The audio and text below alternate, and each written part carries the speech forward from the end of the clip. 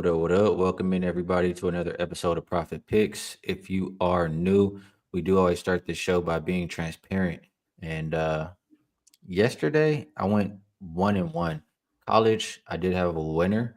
Um, what was it? The first half over in the Michigan game, and the loser was Cade over his PRA. Just I guess he didn't he started off way too slow. He had a really good third quarter, but nothing in the fourth, really kind of nothing in the first. So hard to get there when it's like that. But 1-1, try to do a little bit better here today. And we got Veno once again. How you doing today, Veno? I am good, but I'm bitter, Skee. I'm bitter because Indiana let me down so bad last night. Normally, I take 5 minutes to get over these things. You've been at this long enough. You get angry for a couple seconds and then you're on to the next thing. But just the way that went down last night, 84 points, had the team total over 113 and a half. Got lucky enough to have Halliburton ruled in late in the day. 84 with 7 minutes left in the third. And I did probably what you should never do. I know better, but I pretty much chalked that one up. Okay, we got that one home. And I don't know what went wrong there, but 27 points in 19 minutes is horrendous. And it fell short by a couple of points. So that made my NBA 2-1, but even on the day, because that play I played twice as hard as the other two that did win. Oklahoma City, full game total over, got home. Mostly due to the Thunder. And then the other one was, you know what? I was so bitter, I can't remember the ones I win now. But anyway, it was 2-1 and 1-2 in college. So it wound up being a 3-3 day. You better than me because it take me more than 5 minutes, especially if it's a game like that. But we can still find some ways to make some money today. Hopefully, it's a lot of games, but not the best games, or maybe just not the best lines. I don't know. Let's talk about it.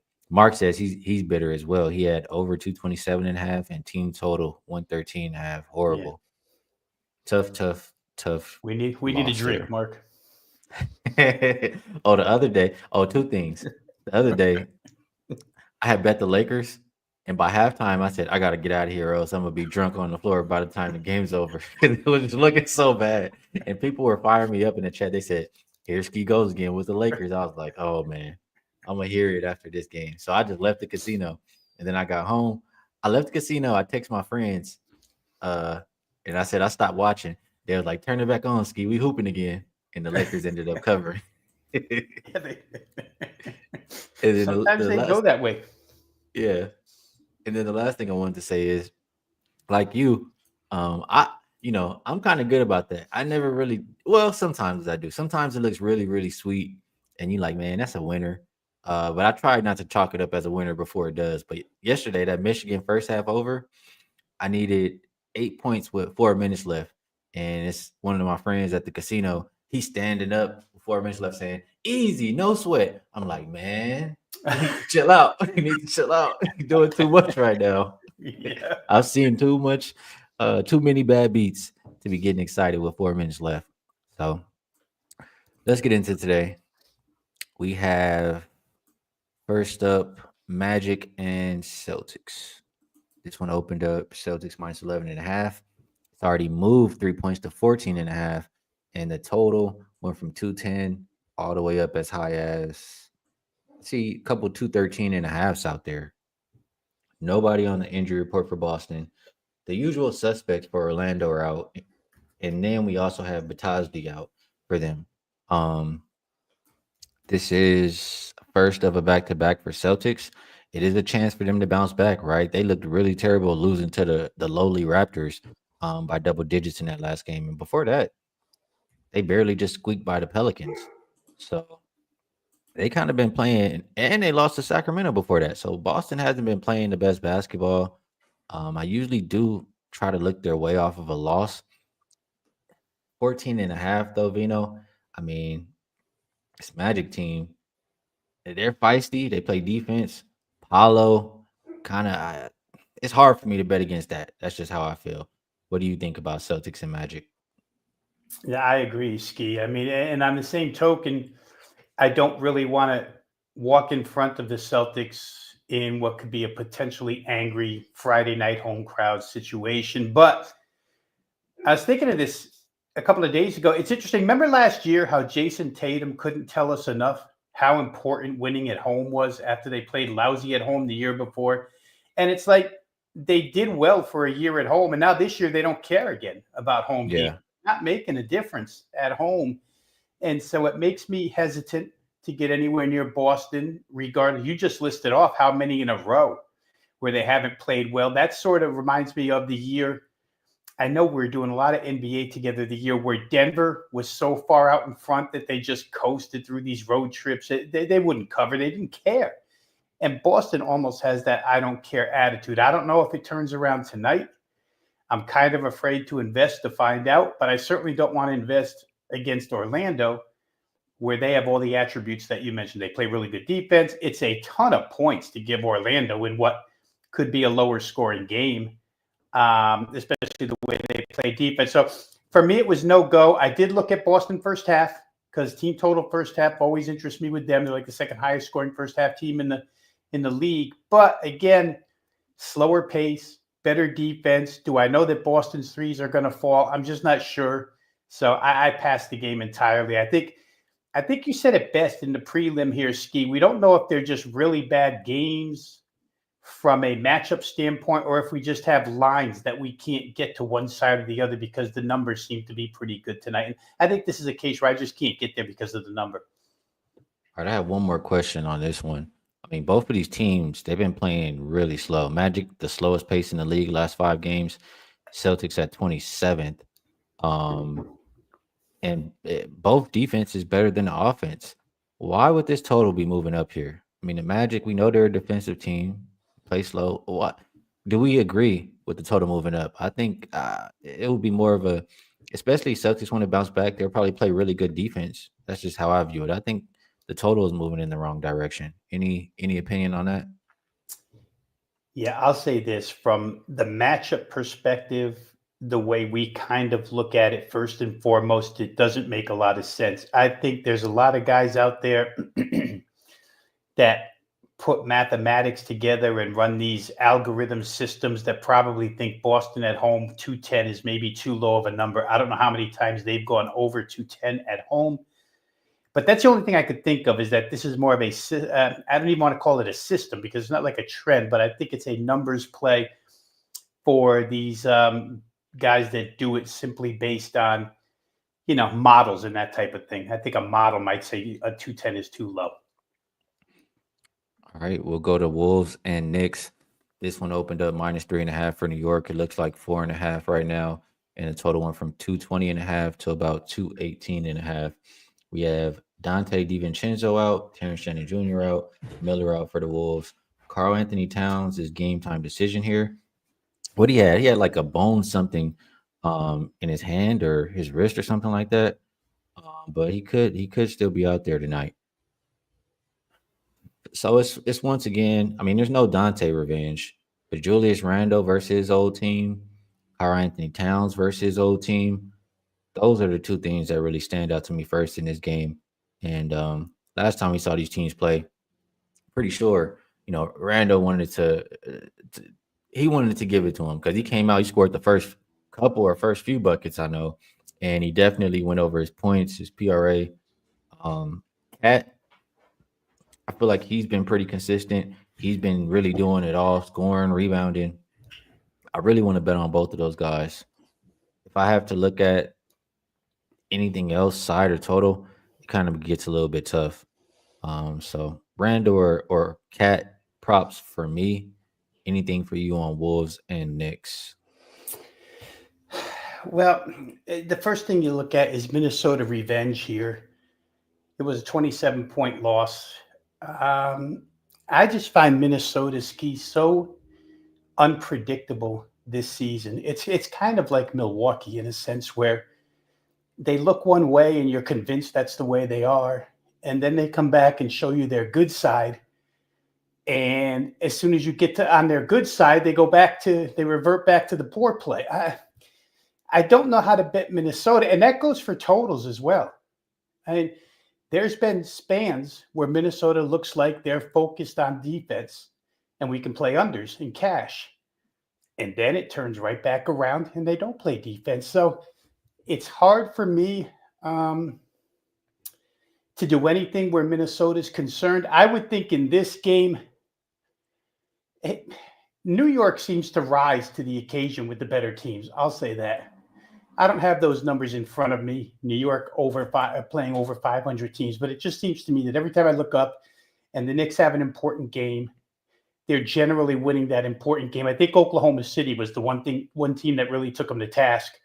Other than that, Knicks seem to hang in there with these better teams. Move up to 4.5, though. I'm not willing to lay it. And again, I think it just comes to the point where Minnesota is too unpredictable for me. I would love to jump in and take 4.5 in a revenge situation, but I don't know what I'm going to get out of Minnesota right now. So for me, I'd like to go to quotes on games like this, Skee, and I didn't find anything written or quotable that would force me one way or the other in this game. Okay. Comment section. I pretty much agree with this. Pretty much was my thought process as I'm looking down the chat. We'll just go in order. It really, this is how I was thinking.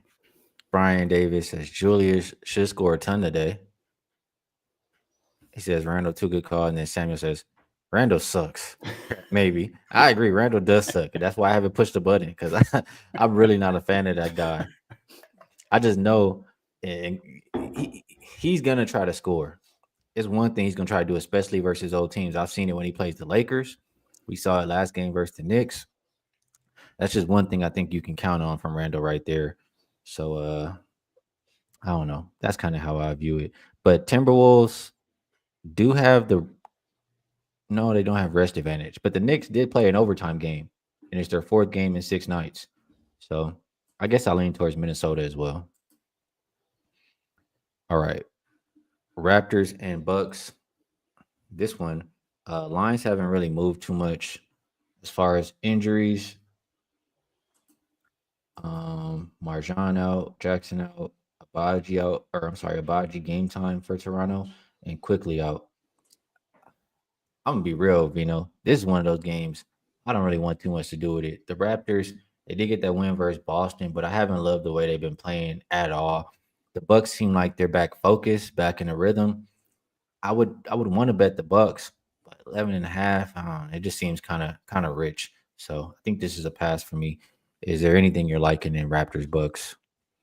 Well, I already talked about what I think about the Bucks when I was describing Minnesota, kind of the same thing. But the Toronto case is interesting, Skee, because they come up with 2 pretty big wins in their last 2, right? They beat Golden State as a dog, win outright. Then they come back and beat Boston. And in those 2 games, surprisingly enough, Toronto holds Golden State to 101.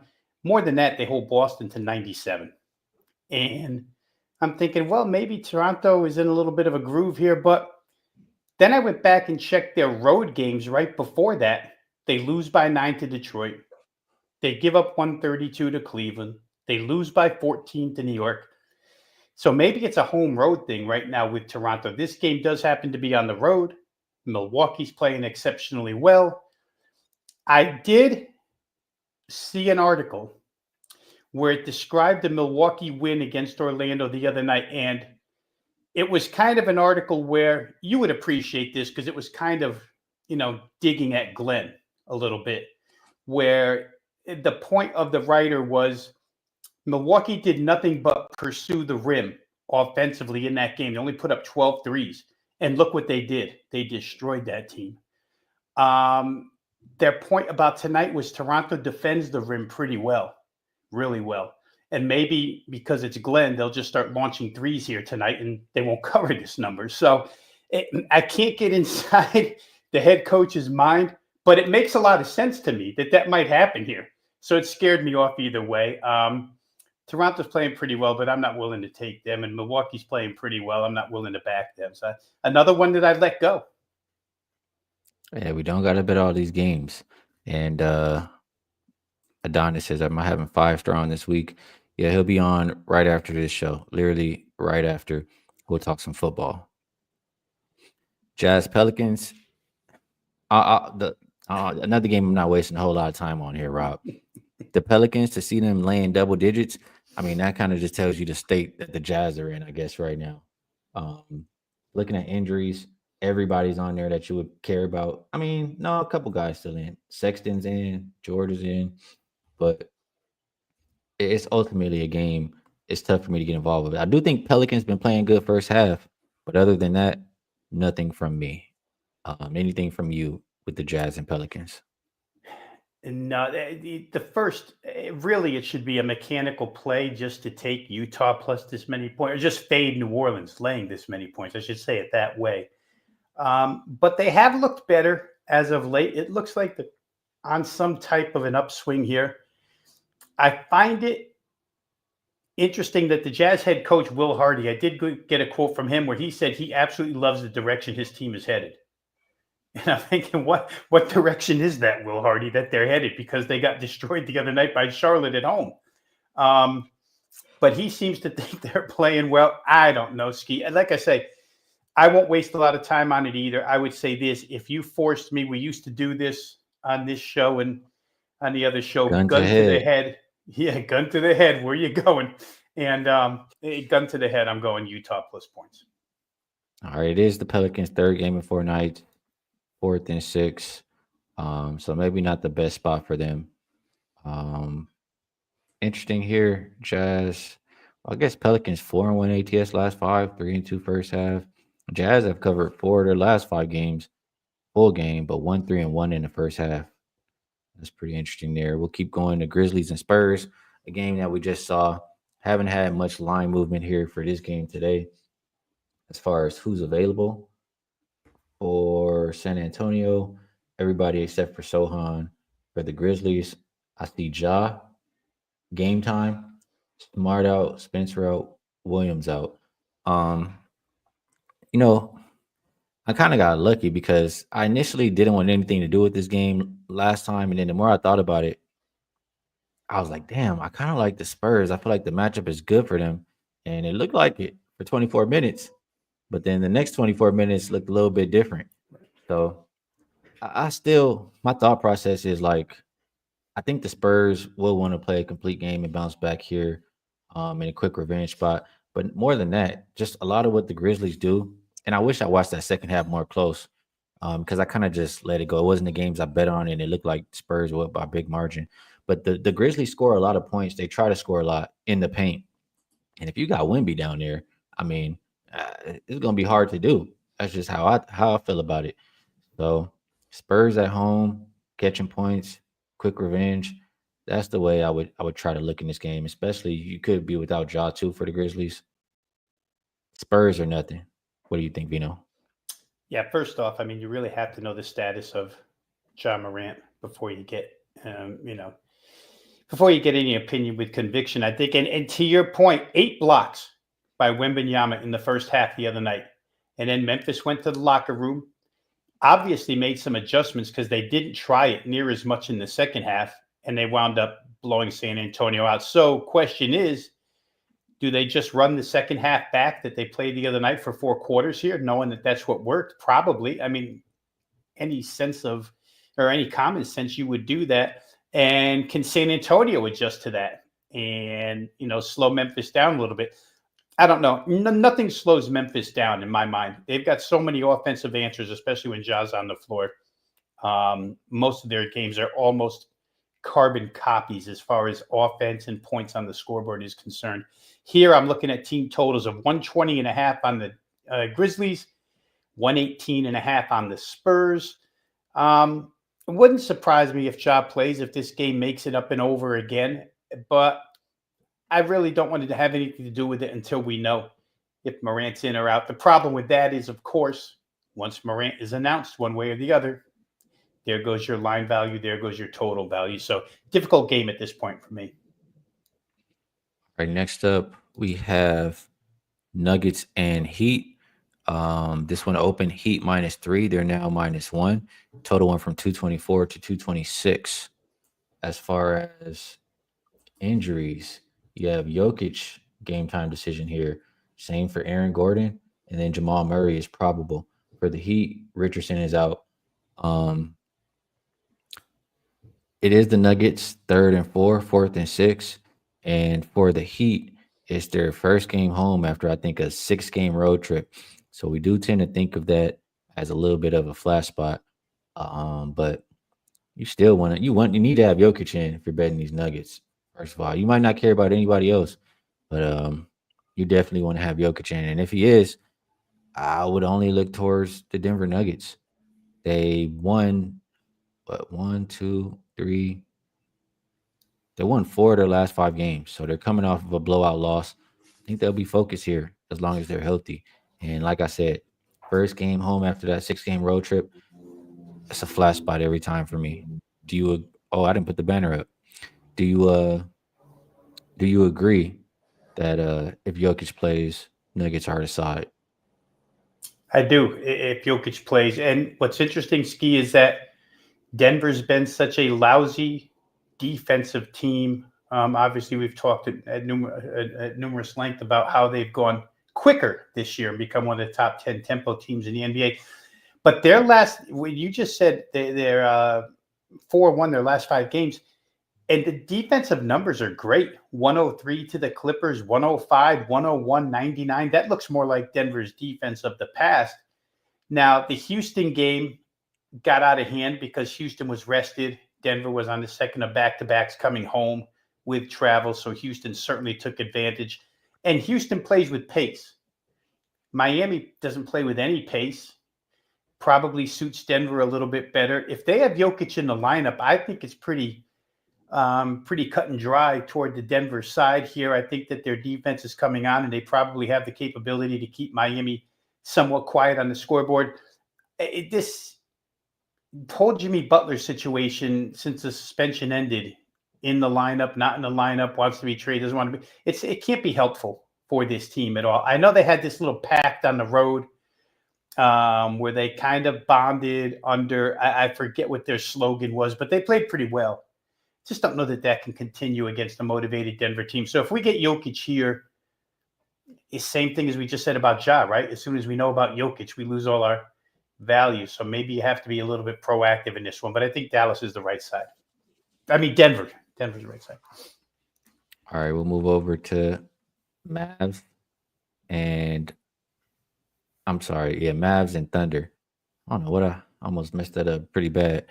Opened up Thunder -6. They're now an 8-point favorite, and total went up from 221 as high as 224.5. As far as injuries are concerned, Hardenstein out, Holmgren out, Mitchell out for Dallas. Doncic, we know that. Exum as well. Lively all out. Kyrie is truly game time decision here.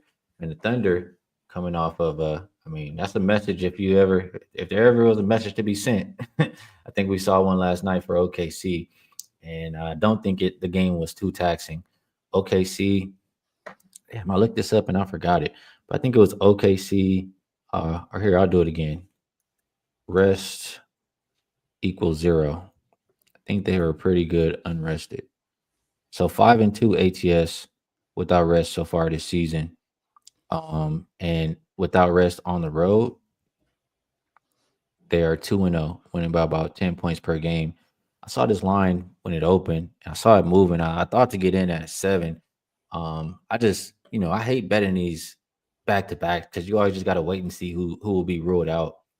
But other than that, if everybody's playing for the Thunder, I think it could be an easy double-digit win for them, especially if Kyrie doesn't play. So it's Thunder a pass for me in this game. Do you view it that way? I played it a different way, but I'm not going to say that I view it differently than Oklahoma City winning and covering. But I situationally played Dallas over their team total of 108. I'm always looking at teams that play a game as meaningful as Oklahoma City played last night against Cleveland. It was, as you mentioned, a statement game, a message game. But we talked yesterday about that game on the show, Skee, and I think we both came of the same opinion that if Oklahoma City was going to win, they were going to do it by running. They scored right out of the chute. They ran Cleveland into the ground. And Cleveland's interior advantage never, ever surfaced. But I think that Oklahoma City interior disadvantage probably surfaces tonight. And I say that because I don't feel like they'll give the same maximum effort. Doesn't mean they can't win. They're that much better than Dallas right now. But I don't think that they'll have that type of intensity that they had for Cleveland. Usually that shows up in defense. They don't have big guys to defend the rim. I think that Dallas at home can get enough done here. And I think from my standpoint, Oklahoma City's so deep that they probably figure, 125, 115, they can win this game. I think they can too. They don't really have to play the type of defense that they did against Cleveland to win this game. So for me, I think it's an opportune time to take Dallas, team total over 108. I'm going to hope Kyrie goes.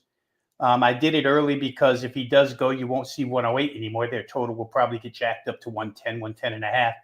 But I think Dallas, just based on this situation solely, that they'll be able to get over their team total. Whether they win or lose doesn't really matter. I just think they're going to score more than 108 in this game.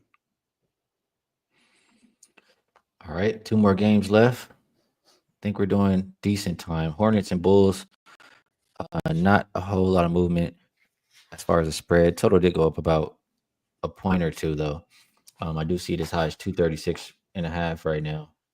A lot of people on the injury report here. I mean, Giddy, Kobe White, Desumu, THT, all game time decision. Then on the flip side, Mark Williams, Brandon Miller, Diabate, all probable. Okogie's game time, no Trey Man. I don't really want a whole lot to do with this game. So I'll just say, yeah, I don't really have actionable info. I'm really personally just gonna watch this game as a fan and see the two brothers, Lonzo, LaMelo, kind of duke it out. I think Lonzo have a little something for little bro. I think you know how to play some defense on him today. So that's just my thought. But I don't think I'm gonna bet on this game. Do you?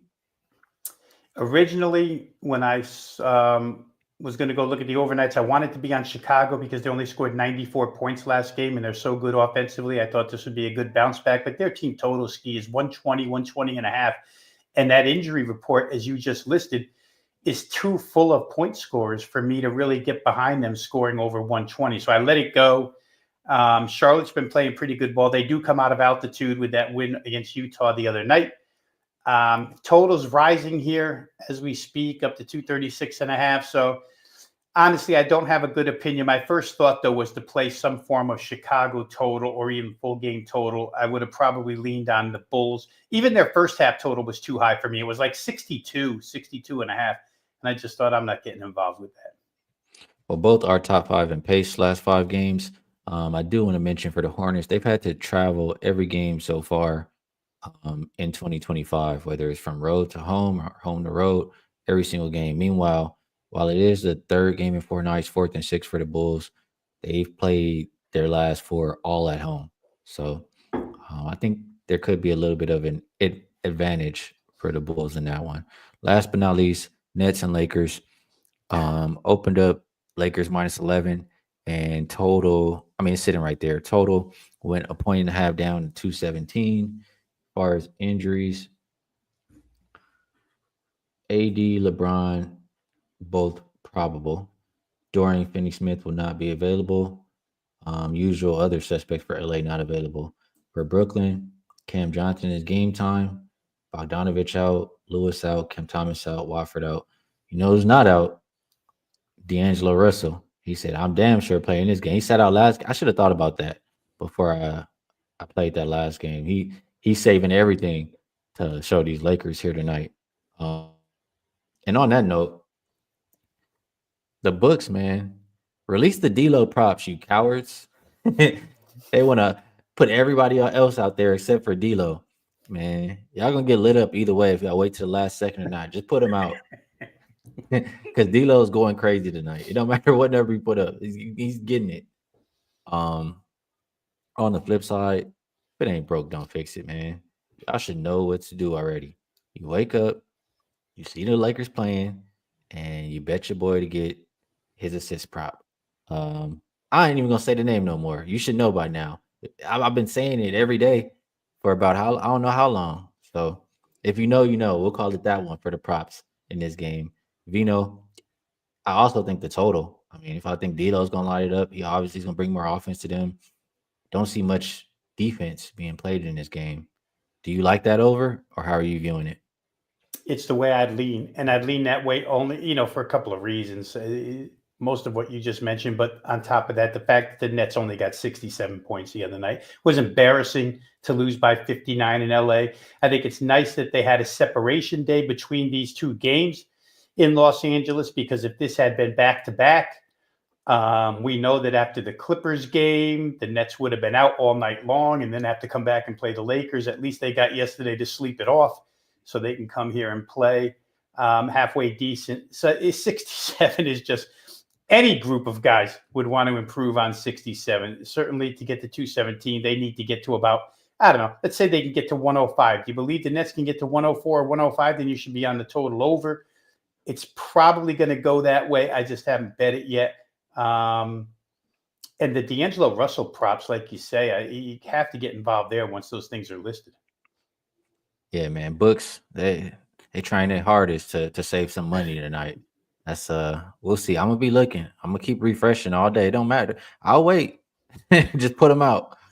That's how I I got feel all about day. it. Yeah, I got all day, man. Hey, I haven't even been drinking lately, so I don't even got to worry about getting too drunk by later. Nope, I'll be ready. um, we got through all 9 games. We did it in a pretty good time frame, so we'll move it over to best bets. And Vino, I always ask you if there's anything you would like to promote. And if you do have a best bet for the show that you would like to share, feel free. If not, it's all good as well. I would just say one more time, just follow the link in the description that Skee provides for his show if you want to get involved in any selection packages that I have to offer this weekend. I'm pretty big on a couple of these NFL games, and I'm really big on that national championship game between Notre Dame and Ohio State. So if you're interested in football, go ahead and visit the link in the description. Otherwise, if you're not currently a member of Wager Talk, you can sign up for free, get access to all the free video and written content that's provided over there at wagertalk.com. That's where you find all my work. Best bet, Skee, you and I talked off air, and I told you I really didn't like the card, couldn't find a lot, but I will leave you with the one I bet, because I do think that the situation just speaks to Dallas scoring 109 or better. Even if they lose the game, it'll probably be in the vicinity of, 125, 113, 125, 115, something like that. So I played Dallas over 108, and I would leave that as a best bet here. Dallas team total over 108. Good stuff from Vino. And yeah, like you said, you can find a link to both of our Wager Talk profiles in the link to the description. If you want to check out Moneyballer as well, we're short on time today. Send the link to the description, as well as, I guess we'll make it another Splash Sports pick of the day. I'm not going to say too much about it just because we press for time, but you guys know you can make some good money over there at Splash Sports. So Splash Sports pick of the day for myself today. I guess I'll say it out loud one more time. Hey man, you're not hearing it again after this. You might not get the number again either after this, but it was 6.5. I don't need 6.5. Give me 8. I mean, give me 8 plus at plus money. Hell, give me 10 plus. I got Austin Reeves assists, man. Ever since D'Lo's been out, we only have, I say we because I'm a Laker fan, a couple of playmakers that we can trust, and it's LeBron and Austin Reeves. So when LeBron is sitting down, Reeves is gonna be racking them assists up. Even when LeBron is on the court, he can get them. He's had 8 plus in 11 of 14 games without D'Lo. So that's the Splash Sports pick of the day. Vino, appreciate you taking the time to come cap these games with me. Good luck to you on all your best this weekend, and we'll get back together again next week. For everybody in the chat, if you would like, I appreciate you all as well. If you would like to talk some football or hear about some football with 5-star myself, we'll be live in about 3 minutes to talk about this weekend's festivities. And man, Vino, you know what time it is. I know where you're going. That's why I want to be back every day next week. Maybe especially Monday. Oh, Monday will be a really good day. Monday, maybe I make a point to top in. Oh man. Yeah, so if you guys are interested, hop on over. Other than that, best of luck on all your action, and I'll catch you guys.